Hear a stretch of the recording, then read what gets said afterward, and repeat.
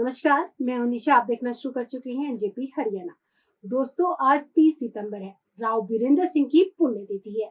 हमेशा की तरह आज के दिन उनके रेवाड़ी स्थित समाधि स्थल पर पहुंचकर बड़ी संख्या में लोगों ने अपने श्रद्धा सुमन अर्पित किए।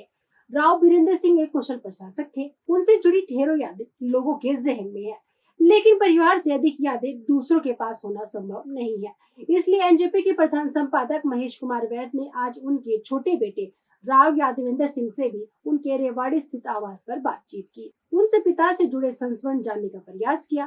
पहले आप राव यादवेंद्र सिंह के संस्मरण सुनिए। प्यारे दोस्तों, सादर अभिवादन। मैं हूं महेश कुमार वैद और आप देख रहे हैं एनजेपी हरियाणा। दोस्तों, आज 30 सितंबर है।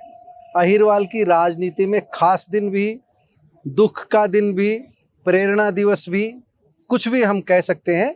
आज राव वीरेंद्र सिंह की पुण्यतिथि है। राव वीरेंद्र सिंह पूर्व मुख्यमंत्री, पूर्व केंद्रीय मंत्री, और सबसे बड़ी बात, उनको मंत्री और मुख्यमंत्री से बढ़कर देखें तो अहिरवाल को राष्ट्रीय स्तर पर एक पहचान देने वाले ऐसे लीडर थे जिनका, जिसको बोलते हैं ऑरा, बांकपन।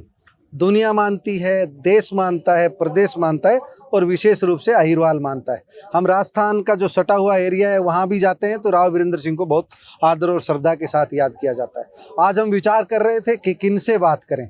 सबसे बढ़िया लगा कि हम बेटों से बात करें, उनकी पोते से बात करें, पोतियों से बात करें। तो जो भी आज हमको मिल रहे हैं, राव यादवेंद्र से संपर्क किया तो इन्होंने कहा कि बिल्कुल बहुत अच्छा लगेगा, पिताजी के बारे में बात करेंगे तो अच्छा लगेगा। तो आज आपने समय दिया, आपका सबसे पहले तो धन्यवाद। आपका धन्यवाद, आप आए यहाँ पर अब तो हमारे भाइयों के बीच में बैठने के लिए। सबसे बढ़िया तो ये है कि आप तो गोदी में खेले हुए हो, तो आपसे ज्यादा तो कोई जानता नहीं है। छोटे के नाम से भी जो आप वो जो छोटे के नाम से खास पहचान, तो छोटे बेटे हैं बलजीत। पिताजी के पास जो आपको पहचान मिली तो छोटे की लाडले के रूप में मिली। तो पिताजी के जो संस्मरण है, राव वीरेंद्र सिंह की जो संस्मरण है, उनसे जुड़ी कुछ यादें आपसे जानना चाहेंगे।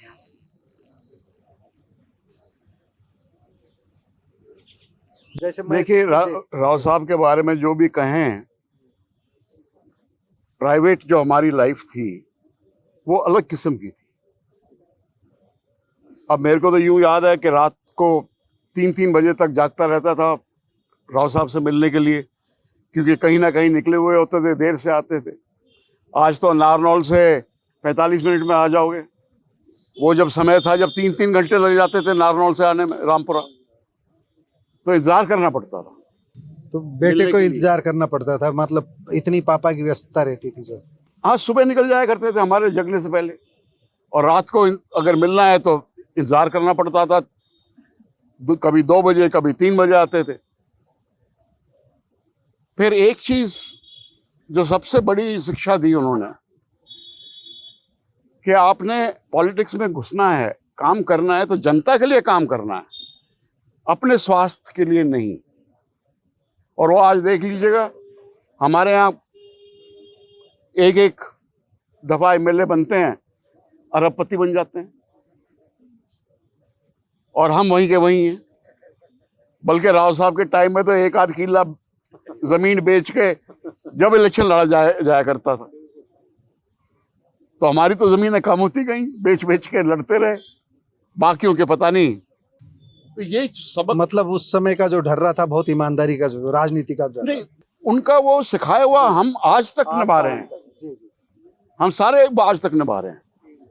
आज तक हमारे ऊपर कोई कलंक नहीं है। कोई यूं नहीं कह सकता कि हमने किसी से पैसे लिए या किसी को छेड़ा, किसी के साथ कोई गलत व्यवहार करा, भाई जमीन कब्जाने की कोशिश करी या किसी और तरह से तंग करा, कोई भी नहीं कह सकता। और मैं यूं समझता हूं कि वही कारण है कि आज तक हमारी पॉलिटिक्स जारी है और लोग हमको फिर भी मानते हैं, घराने को फिर भी मानते हैं। इज्जत है घराने की, इज्जत है। या आपके सामने आदमी बैठे हैं, आज कढ़ाई का दिन है, तो इतने लोग आ गए अपने घर को छोड़ के, कढ़ाइयाँ छोड़ के। यही ये पाया, ये सम्मान पाया। ये सम्मान पाया। ये तो मैं पूरे जहाँ जहाँ भी घूमता हूँ, मुझे राव का यहाँ से भी ज़्यादा सम्मान देखने को मिलता है। हम थोड़ा सा उनका संस्मरण ये जानना चाहेंगे, जैसे राव वीरेंद्र की प्रतिमा को लेकर के एक बार पहले भी आपसे चर्चा हुई थी, यहाँ भी अब हम जाकर के आए हैं, छतरी बनी हुई है, उनका स्मारक बना हुआ है। तो राव वीरेंद्र ने प्रतिमा के बारे में क्या कहा था? जो कुछ राव साहब ने तो कुछ नहीं कहा था। उन्होंने सिर्फ यूं कहा था कि भाई मेरी मूर्ति मत लगा देना। हाँ, तो यही बड़ी बात कही। वरना साल में एक आध दफा कोई साफ सूफ कर देगा, वरना बाकी सारे साल कबूतर बीट करते फिरेंगे। वो अपना मतलब पहला दृष्टिकोण बता पहले दिया। बोल गए तो थे। फिर आप लोगों ने तय किया कि स्मारक बनाया जाएगा। जो मैंने तय किया, वो जानते हैं। तो फिर ये स्मारक बनवाया। हाँ, जब बनवाया था। तो राव साहब से जुड़ी हम कोई राजनीतिक बात, जैसे किसी फैसले को लेकर के आपको ध्यान हो, कभी कोई समझौता किसी से करना हो, या कोई पानी का समझौता था, वो बहुत बताया करते थे। आप तो बिल्कुल नज़दीक रहे, सुनते होंगे। एक बार उन्होंने पानी का समझौता करा ही दिया था, पंजाब, राजस्थान, हरियाणा के सारे चीफ मिनिस्टर बिठा करके। बिल्कुल करा था, उसकी फोटो भी लगी हुई है अंदर। जी। और यहाँ पर भी नहीं तो कॉलेज में भी लगी हुई है बड़ी फोटो। सारे इंदिरा गांधी भी बैठी हैं। जी। सारे मुख्यमंत्री, राजस्थान, हिमाचल, पंजाब, हरियाणा, सारे मुख्यमंत्री बैठे हैं। और वो रावी ब्यास का अकॉर्ड था वो। वो 81 में साहब ने करवाया था। उसके बाद अमल होते होते रोक दिया गया, वो बीच में दिक्कत आ गई। तो अब पॉलिटिक्स होती है, कभी कोई आंच लगा देता है, कोई कुछ कर देता है, इसलिए वो हुआ नहीं आज तक। हाँ, वो सिरे नहीं चढ़ा, अभी भी पानी का मसला अटका हुआ है। लेकिन राव साहब बताते थे कि मुझे मलाल रहा। वो ऐसा शोर मचा पंजाब में समझौते के बाद में, अकाली ने या कौन सी पार्टी थी, उन्होंने शोर मचाया, तो सिरे नहीं चढ़ पाया। और चौधरी भजनलाल वहाँ चले गए थे। पंजाब में कौन सी जगह थी जहाँ पर जो खोदाई शुरुआत करनी थी, वहाँ से विवाद शुरू हो गया, वो सिरे नहीं चढ़ा, उनको मलाल रहा लास्ट तक। और कोई आपको जो लगता है कि यहाँ पर चौधरी देवीलाल के परिवार से उनका जो घनिष्ठ संबंध बताते हैं राव वीरेंद्र का, राजनीतिक रूप से चाहे विरोध रहा कभी भी, लेकिन चौधरी देवीलाल के परिवार के बीच उनका आपके परिवार का आना जाना रहा? कैसे? नहीं, हमेशा आना जाना रहा। जब राव साहब जुड़े हुए पंजाब में मंत्री थे, तो चौधरी देवीलाल काफी टाइम हमारे यहाँ आके रहते थे, साहब की कोठी पर रहा करते थे। हाँ, वो बताओ। हाँ, तो बल्कि चौधरी देवीलाल रहते थे। बल्कि मैं एक किस्सा और बताऊंगा आपको जी।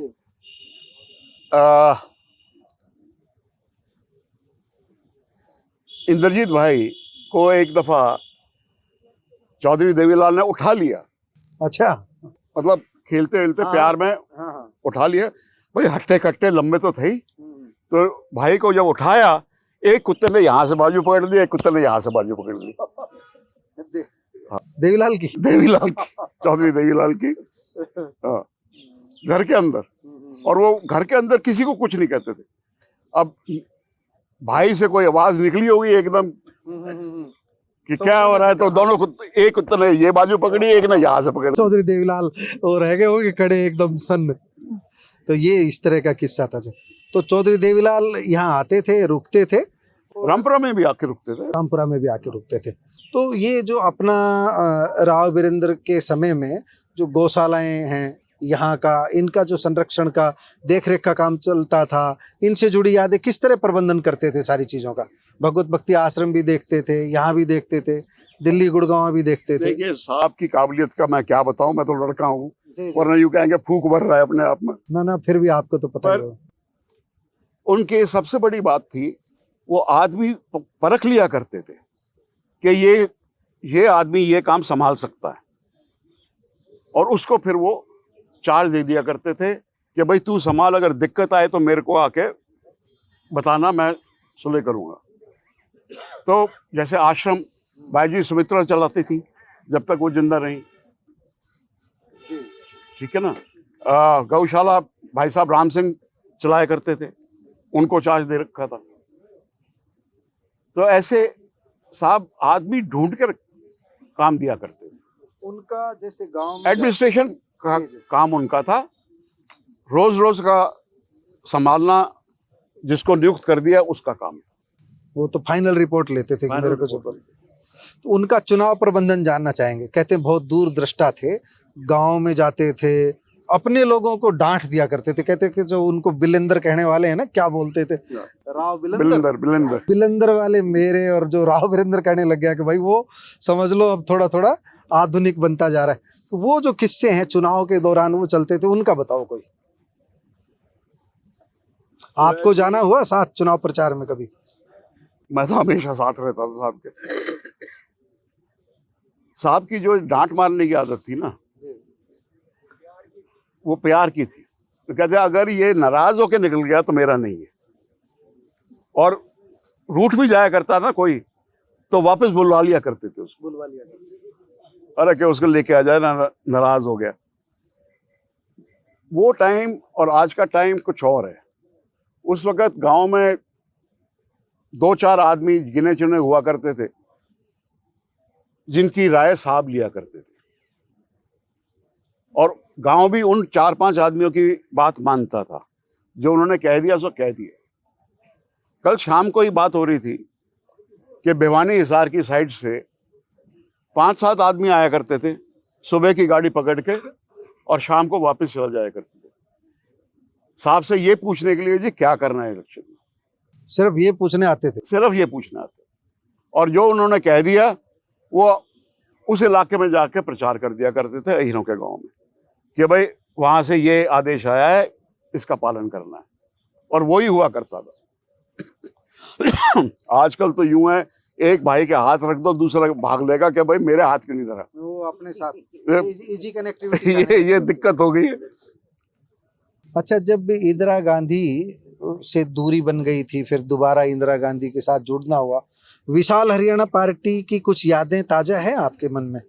नहीं, मुझे याद नहीं है। जब स्कूल में थे हम, जब स्कूल में थे तो छुट्टियों में कभी आ गए, तो इलेक्शन हुआ या और कुछ हुआ तो मिलना जुलना हो गया लोगों से, वरना 9 महीने स्कूल में रहा करते थे। तो दादा का वो जो पिताजी का खान पान तो आप देखते थे ना? पिताजी का खान पान जैसे चुनाव प्रचार में क्या रहता था? वापस यहीं आकर के साथ लेके चलते थे, हमेशा साथ लेके चलते थे। कहाँ पर? गाड़ी में बैठ करके खाते? नहीं, रेस्ट हाउस में खा लिया करते थे, या किसी खुली जगह में, जहां पर क्यों सिर्फ अपने लिए नहीं, जो भी साथ चल रहे थे उन सबके लिए खाना चलता था। तो कहीं पर भी खुली जगह, कोई ट्यूबवेल होए या वाटर वर्क्स होए, जहां पानी की सुविधा हो, वहां पर गाड़ियां रुकवा के सारा खाना सब मिल करके खाना खा लेते, सब फिर अगले गांव की तरफ जो ये प्रस्थान होता था। और कोई खास बात आपके तो जहन में होंगे जो कुछ भी यहाँ का, जैसे किस तरह व्यवस्था करते थे, आप लोगों को काम बताते थे, पढ़ाई के बारे में, आपके बारे में क्या चिंता करते थे? आपको पढ़ाया भी तो है ना उन्होंने जो उसमें तो सिर्फ यूं थी कि पास हो जाना, बाकी ज्यादा ऊपर पढ़ाई करनी है तो वो तुम्हारी मर्जी है, पर पास जरूर हो जाना। मेरे को यूं था, जब मेरे को 59 नंबर आए स्कूल में, तो साहब ने टेम्परेचर लिया मेरा, कहता तेरा दिमाग खराब हो गया, 59 नंबर कहाँ से लेके आ गया। और यूं देखो, जो ये वो शख्स थे जो सेंट स्टीफेंस कॉलेज में से पास हुए थे, उस टाइम में सेंट स्टीफेंस कॉलेज में एडमिशन नहीं मिला करती थी, बहुत कम मिला करती थी। कि यार तेरे इतने नंबर कहाँ से आ गए, क्योंकि समझते थे ये खेल कूद में ज्यादा रुचि है और पढ़ाई में कम। तो राव साहब की भी खेल कूद में, घुड़सवारी में कोई रुचि राव साहब की रही? राव साहब मानो मत मानो रेसलर थे।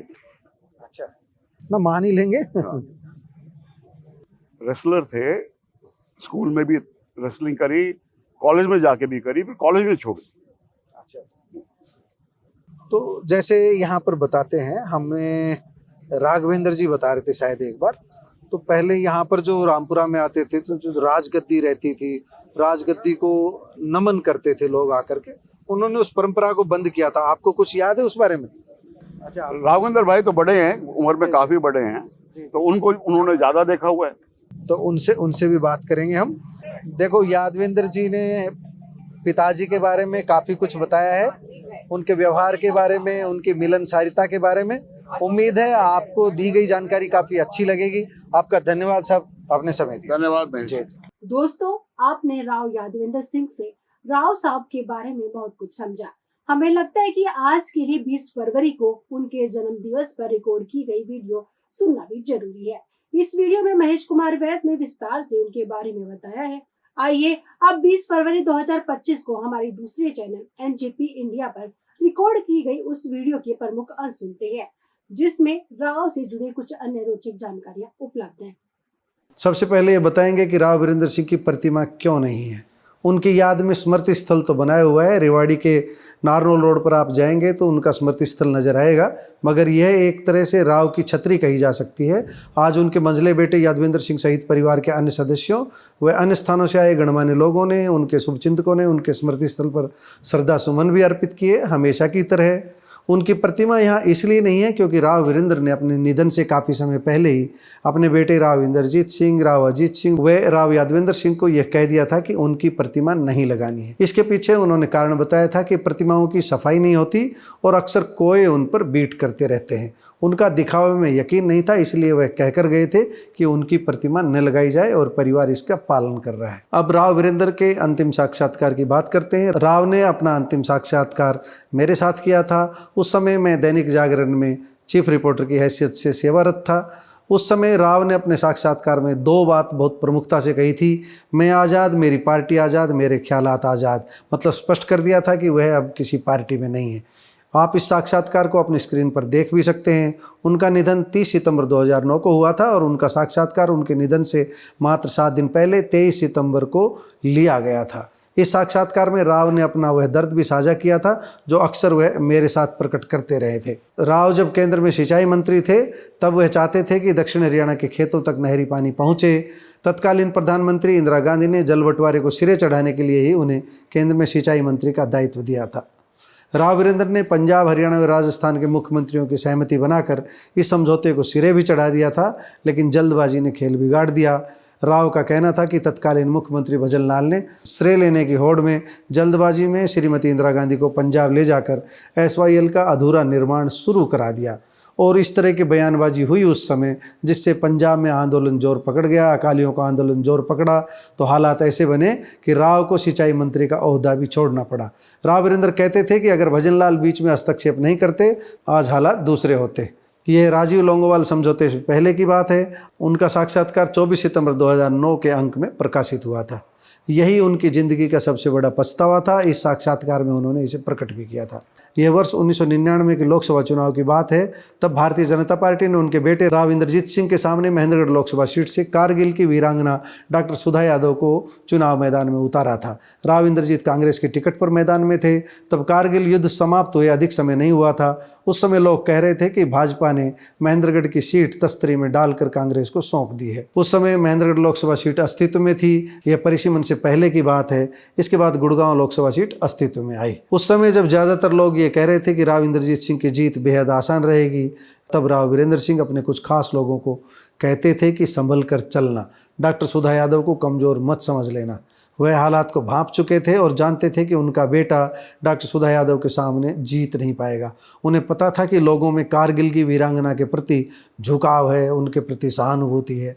तब भाजपा के हरियाणा प्रभारी रहे आज के प्राइम मिनिस्टर नरेंद्र मोदी ने ही हरियाणा जीतने के लिए किसी कारगिल वीरांगना को इंद्रजीत के सामने उतारने की रणनीति बनाई थी। लेकिन राव अधिक परेशान नहीं हुए।